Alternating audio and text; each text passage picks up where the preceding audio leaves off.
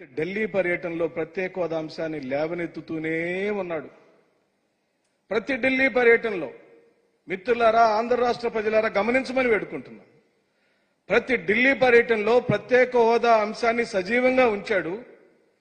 ప్రత్యేక హోదా సాధిస్తేనే ఈ రాష్ట్రానికి అనేకమైన మేళ్లు జరుగుతాయని నమ్మాడు. దాన్ని సాధించుకోలేకపోయామని బాధపడ్డాం. ఈ రోజున మీరు అధికారంలోకి వచ్చారు.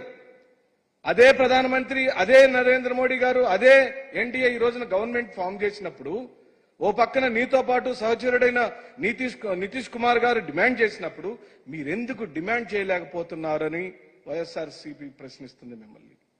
మీరు డిమాండ్ చేయమని అడుగుతున్నాం. మీరు సాధించుకునే శక్తి ఉంది. ఎందుకంటే మీరు చక్రాన్ని బాగా తిప్పగలుగుతున్నారు. ఇప్పుడు ఆంధ్ర రాష్ట్రానికి చాలా ఉపయోగం కూడా. మీరు ఎంత బాగా చక్రం తిప్పగలిగితే ఈ ఆంధ్ర రాష్ట్రానికి అన్ని మేళ్లు జరుగుతాయని ప్రజలు నమ్ముతున్నారు. మీ అధికారాన్ని దుర్వినియోగం చేసుకోకుండా ప్రజలు ఇచ్చిన మద్దతుని ఓ 4,12,00,000 మంది ఓటర్లు ఉంటే మీకు 1,53,84,576 మంది ఓట్లేశారు. మాకేమో 1,32,84,134 మంది ఓట్లేశారు. మాకు 40% మంది ఓట్లేశారు. మాతో జనం ఉన్నారు. అలాగనే ఇప్పుడు మీకు ఓట్లేసిన వాళ్ళైనా మాకు ఓట్లు వేసిన వాళ్ళు అందరూ మన ప్రజలే. ఆ ఆలోచన దృక్పథంతోనే జగన్మోహన్ రెడ్డి గారు తన యొక్క సంక్షేమ పథకాల అమలులో కానివ్వండి, పరిపాలనలో కానివ్వండి, ఆయన పరిపాలించిన విధానంలో కానీ ఏ ఒక్క రోజు కూడా పార్టీల ప్రస్తావనే చేయలేదు.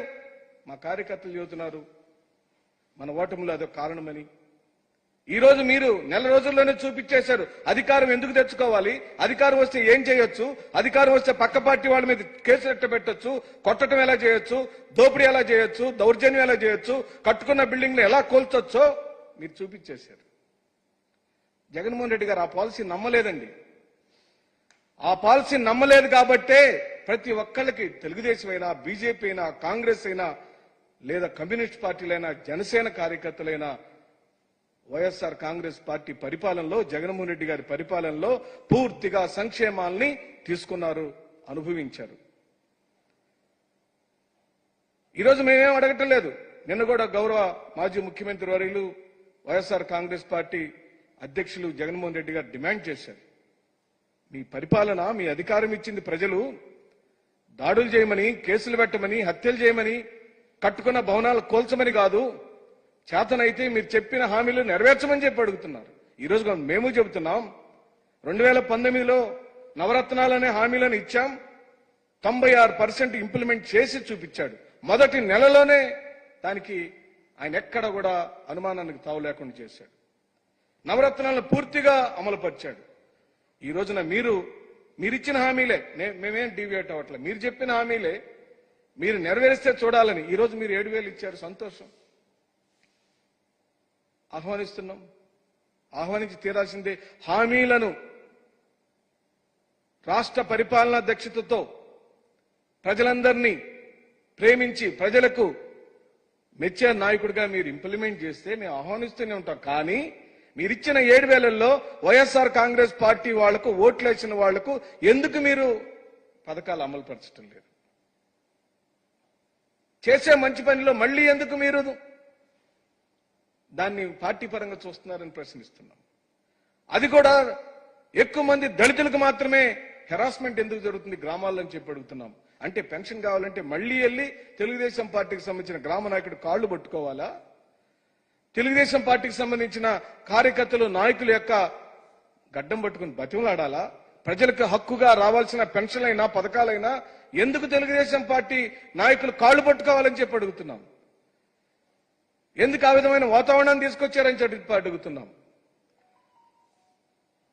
మీకిచ్చిన ప్రజలు, మాకిచ్చిన ప్రజలు ఒకరే అయినప్పుడు మీరు అధికారంలోకి వచ్చిన ప్రజలందరినీ సమానంగా చూడాల్సిన పరిస్థితి ఉండినప్పుడు ఈ వ్యత్యాసం ఎందుకు వస్తుందో ఆలోచించమని, ఆ వ్యత్యాసాన్ని లేకుండా చూడమని కూడా మేము డిమాండ్ చేస్తున్నాం.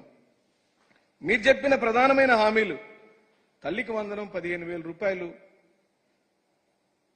15,000 రూపాయలు ఇంట్లో ఎంతమంది పిల్లలు ఉంటే రాష్ట్ర ప్రజలారా, పాత్రికేయ మిత్రులారా మీకు కూడా గుర్తు చేస్తున్నాం. ఈ రాష్ట్రంలో 1 కోటి మంది పిల్లలు బడులకు వెళ్తున్నారు. కోటి మందికి 15,000 రూపాయలు ఎప్పుడు ఇస్తాడు చంద్రబాబు నాయుడు గారని మేము అడుగుతున్నాం. ఇంట్లో ఉన్న ప్రతి ఒక్క పిల్లోడికి ఇస్తానన్నాడు. మేమైతే తల్లికి మాత్రం ఇస్తామన్నాం. చెప్పిన మాట ప్రకారం 5 సంవత్సరాలు 15,000 చొప్పున జగన్మోహన్ రెడ్డి గారు అమ్మఒడి పథకాన్ని అమలుపరిచి చేసి చూపించాడు. ఇప్పుడు మీరిచ్చిన ప్రధానమైన హామీలో సూపర్ 6 లోని ప్రధానమైన హామీ తల్లికి వందనం కింద 15,000 రూపాయలు ఏ రోజు నుంచి మీరు అమలు పరుస్తున్నారో ఈ రాష్ట్ర ప్రజలకు చెప్పాలి. అలాగనే రైతులకు సీజన్ వచ్చేసింది, వర్షాలు పడినాయి, వ్యవసాయం మొదలు పెట్టుకోవాలి. జగన్మోహన్ రెడ్డి గారు ఆ రోజు చాలా లోతైన విశ్లేషణతో ప్రారంభ దశలోనే పంటకు వ్యవసాయానికి సంబంధించిన ఆధారమైన పెట్టుబడి కింద ఇబ్బంది పడతాడేమోనని ఆ రోజున రైతు భరోసా డబ్బుల్ని తొలి విడతగా ఈ పాటికి మేము వేసేసాం. మీరు ఇంకా వేయలేదు.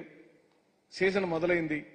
మీ వైపు ఆశగా చూస్తున్నారు. మీకు ఓట్లేసిన ప్రజలు, మాకు ఓట్లేసిన ప్రజలు దానిలో ఉన్నారు. కానీ మీరు బాగా పథకాలు ఇస్తారని ఆశపడి మోసపోయిన ప్రజల గురించి మేము మాట్లాడుతున్నాం. ఆ పథకాన్ని తక్షణం అమలుపరచమని డిమాండ్ చేస్తున్నాం. 18 సంవత్సరాలు నిండిన ఆడపడుచులకు, సోదరులారా, 18 సంవత్సరాలు నిండిన ఆడపడుచులకు 1,500 చొప్పున సంవత్సరానికి 18,000 రూపాయలు ఇస్తానని వారు మాటిచ్చారు. వారి హామీల్లో, ప్రధానమైన హామీల్లో అది ఉంది. సుమారుగా 2,10,00,000 మంది ఆడపడుచులు ఉన్నారు యాజ్ పర్ రికార్డ్స్. అందరూ 18 ఏళ్ళు నిండిన వాళ్ళే. దీనిలో లాజిక్ ఏం లేదండి. ఓటు హక్కు కల్పించబడిన వాళ్ళందరూ 18 ఏళ్ళు పైబడిన వాళ్లే. ఆ 2,10,00,000 మందికి వారు ఆ 18,000 రూపాయల సంవత్సరానికి అనగా నెలకి 1,500 చొప్పున ఇస్తే చూడాలని ఆశపడుతున్నాం. అలాగే వాలంటరీ వ్యవస్థని అమలుపరిచి 5,000 కాదు 10,000 ఇస్తామన్నారు. ఇప్పుడేమో వాలంటీర్లను పక్కన పెట్టేసి సచివాలయ సిబ్బందితో నిన్న 1వ తారీఖు నాడు డిస్ట్రిబ్యూషన్ చేశామంటున్నారు.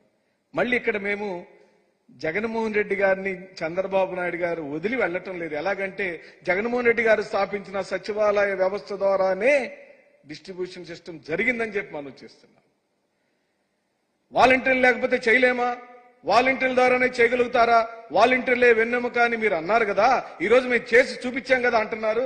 అయ్యా, మీరు చేసినటువంటి ఇంప్లిమెంటేషన్ ఆ పంపిణీ వ్యవస్థలో 80% ఎంప్లాయీస్ అందరూ కూడా జగన్మోహన్ రెడ్డి గారి ద్వారా ఉద్యోగాలు పొందిన 1,25,000 మంది సచివాలయ సిబ్బందే అని మనం చేస్తున్నాం. అంటే జగన్మోహన్ రెడ్డి గారు మంచి పనులను తీసివేసి ఒక్కడుగు కూడా మీరు ముందు వేయటానికి ఎక్కడ ఏం తావులేదు. కాకపోతే మీ దగ్గర ఉందంతా ప్రత్యేక ఎదుటి పార్టీని అధికారం ఉంది కదా అని బెదిరించటం, ఫోన్లు చేసి తిట్టటాలు, కొట్టటాలు, తప్పుడు కేసులు బనాయించటాలు, లేదా దౌర్జన్యంగా ఇళ్లను కూల్చివేయటం, హెరాస్మెంట్ చేయటం, మీకు ఓట్లేదు కాబట్టి పెన్షన్లు తీసేయటం, మీకు ఓట్లేదు కాబట్టి రేపొద్దున పథకాలు ఏమి రావని భయభ్రాంతులు చేయటం మీ నైజమైతే, మీ పరిపాలన శైలైతే, నాకు ఓటేసినా వేయకపోయినా వాళ్ళు ఏ పార్టీ వాళ్ళైనా అందరికీ పథకాలు అందాలనే దృఢమైన నికార్సైన రాజకీయాన్ని చేసినవాడు జగన్మోహన్ రెడ్డి గారు. అందుకనే మా ప్రశ్నించే గొంతులు ఇక లేస్తూనే ఉంటాయి. మీరు కొట్టినా, తిట్టినా, కేసులు పెట్టినా, దౌర్జన్యాలు చేసిన వైఎస్ఆర్సీపీ కార్యకర్తల నాయకుల యొక్క గొంతు ప్రతి మూల నుంచి మిమ్మల్ని ప్రశ్నిస్తూనే ఉంటుంది. మీరు చెప్పిన సూపర్ 6 హామీలతో పాటు, అనేకమైన హామీలు మీ ఎన్నికల ప్రచారాల్లో మీరు చెప్పిన ప్రతి హామీలు పేపర్ మీద ఉన్నాయి.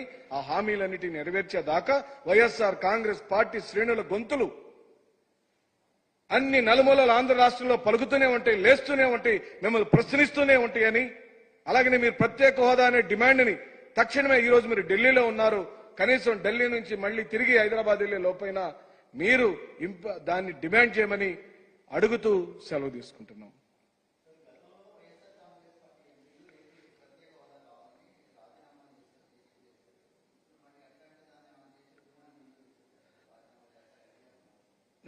ఇప్పుడు లాజికల్ ప్రశ్న ఏంటంటే అండి, అధికారంలో ఉన్న అతను ఈజీగా సాధించకరావడానికి అవకాశం ఉంది. ఆయన ఏం పెద్ద శ్రమ పడాల్సిన అవసరం లేదు. నితీష్ కుమార్ గారితో పాటు జతగలిసి తన డిమాండ్ని గనక ఆయన కూడా ముందుకు తెస్తే, నితీష్ కుమార్ చంద్రబాబు నాయుడు ఇద్దరు గనక ప్రత్యేక హోదా డిమాండింగ్ చేస్తే మోడీ గారు తప్పనిసరిగా వింటాడు. ఎందుకు వినడు?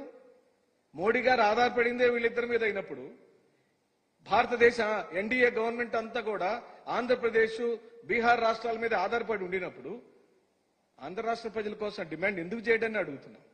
మా దగ్గర ఉన్న స్వల్ప నెంబర్తో మేము ఇప్పటికే గౌరవ పార్లమెంటరీ పార్టీ నాయకులైన వైవి సుబ్బారెడ్డి గారు పార్లమెంట్ తన రాజ్యసభ ప్రసంగంలో ప్రత్యేక హోదా డిమాండ్ చేశారు. మేము డిమాండ్ చేస్తూనే ఉంటాం, మేము పోరాడుతూనే ఉంటాం. మా మాట ఎక్కడా ఆగదు, తగ్గదు.